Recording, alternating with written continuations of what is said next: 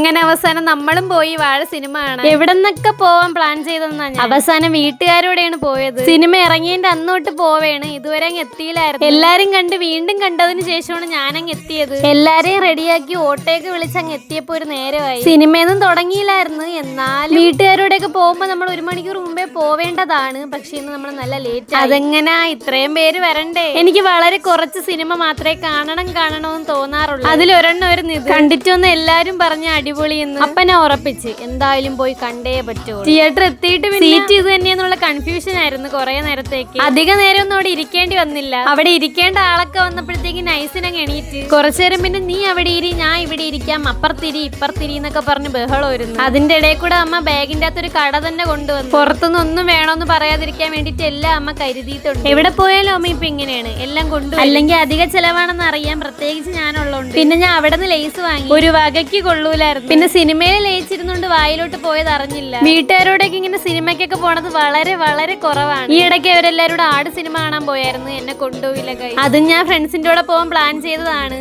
ഇനിയിപ്പൊ ടിവിയിൽ വരുമ്പോ കാണാം ഗൈസ്. അടിപൊളി സിനിമയായിരുന്നു. കുറെ ചിരിച്ച് ലാസ്റ്റ് ആയപ്പോ ഇരുന്ന് കരഞ്ഞു. എല്ലാരും അങ്ങോട്ടും ഇങ്ങോട്ടും കരയുന്ന നോക്കിയിരിക്കായിരുന്നു. ഞാൻ പക്ഷെ ആരെയും നോക്കിയില്ല ഗൈസ്, ഞാൻ ഇരുന്ന് കരഞ്ഞു. സിനിമ തീർന്നപ്പോഴേ അവിടെ വെച്ച് കുറച്ച് ചർച്ചയൊക്കെ നടത്തി സിനിമേനെ പറ്റി. ഇറങ്ങിയപ്പോ ഇവിടെ പാർക്ക് ഉണ്ടായിരുന്നു. പിന്നെ ഒന്നും നോക്കിയില്ല, കൊച്ചും വലുതും എല്ലാം കൂടെ ചാടി. പക്ഷെ അടിപൊളിയായിരുന്നു. ഞാൻ പിന്നും കയറി. 2 കൊച്ചുങ്ങളെയും കൊണ്ട് പോയിട്ട് എല്ലാം കൂടി ഇടിച്ച് കയറി അതിന്റെ. പിന്നെ നോക്കിയപ്പോ അവിടെ നിന്ന് എല്ലാരും നമ്മളെ തന്നെ നോക്കുന്നു. ചെറുതായിട്ട് പുഴുത്തൊന്ന് മനസ്സിലായപ്പോ അങ്ങ് പയ്യെ ഇറങ്ങാന്ന് വിചാരിച്ചു. ഇനി അതൊടിച്ചിട്ട് വേണം അതിന്റെ പൈസയും കൂടെ കൊടുക്കാം. കഥയൊന്നും മനസ്സിലായില്ലെങ്കിലും ഡൂഡിമോള് കരഞ്ഞെന്നാണ് പറയുന്നത്. അങ്ങനെ പിന്നെ സിനിമയൊക്കെ കണ്ടിട്ട് നമ്മൾ തിരിച്ചുപോയി.